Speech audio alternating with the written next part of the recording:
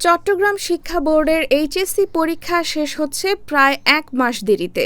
দেশের অন্যান্য শিক্ষা বোর্ডের শিক্ষার্থীরা ইতোমধ্যে এইচএসসি পরীক্ষা শেষ করে বিশ্ববিদ্যালয়ের ভর্তি পরীক্ষার প্রস্তুতি শুরু করেছে।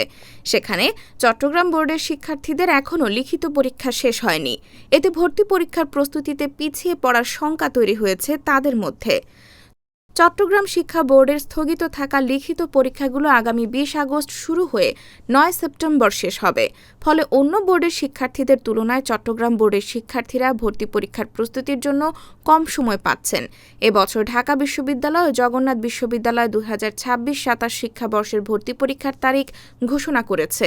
ঢাকা বিশ্ববিদ্যালয়ের ভর্তি পরীক্ষা শুরু হবে ৫ ডিসেম্বর আইবিএ ইউনিট দিয়ে। বিজ্ঞান ইউনিটের পরীক্ষা ১২ ডিসেম্বর, কলা, আইন ও সামাজিক বিজ্ঞান ১৯ ডিসেম্বর, চারুকলা ২২ ডিসেম্বর এবং ব্যবসায় শিক্ষা ইউনিটের পরীক্ষা হবে ২৬ ডিসেম্বর। জগন্নাথ বিশ্ববিদ্যালয়ের ভর্তি পরীক্ষা শুরু হবে ১ জানুয়ারি ২০২৭ এবং বিভিন্ন ইউনিটের পরীক্ষা চলবে ২৩ জানুয়ারি পর্যন্ত।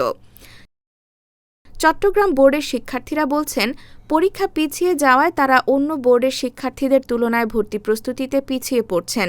তাদের দাবি, ভর্তি পরীক্ষার সময়সূচি নির্ধারণের ক্ষেত্রে বিষয়টি বিবেচনা করে অতিরিক্ত সময় দেওয়া হোক।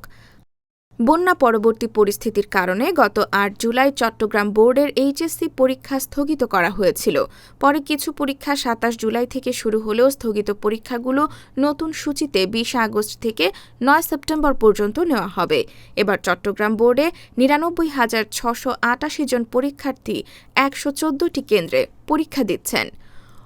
অন্যদিকে দেশের অন্যান্য সাধারণ শিক্ষা বোর্ডের লিখিত পরীক্ষা ৮ আগস্টের মধ্যে শেষ হয়েছে।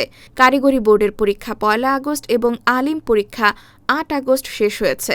ফলে চট্টগ্রাম বোর্ডের শিক্ষার্থীরা ভর্তি পরীক্ষার প্রস্তুতির জন্য তুলনামূলকভাবে কম সময় পাচ্ছেন। আন্তঃশিক্ষা সমন্বয় বোর্ডের সভাপতি অধ্যাপক সৈয়দ আখতারুজ্জামান বলেন, চট্টগ্রাম বোর্ডের শিক্ষার্থীদের ভর্তি প্রক্রিয়ার বাইরে রেখে বিশ্ববিদ্যালয়ের ভর্তি কার্যক্রম পরিচালনা করা উচিত হবে না। বিষয়টি শিক্ষা মন্ত্রণালয়ের মাধ্যমে বিশ্ববিদ্যালয়গুলোর সঙ্গে আলোচনা করা হবে। তবে শিক্ষা মন্ত্রণালয় জানিয়েছে, এ বিষয়ে কোনো সিদ্ধান্ত হয়নি। ইউজিসিও পরিস্থিতি পর্যবেক্ষণ করছে এবং প্রয়োজন হলে ব্যবস্থা নেওয়া হবে।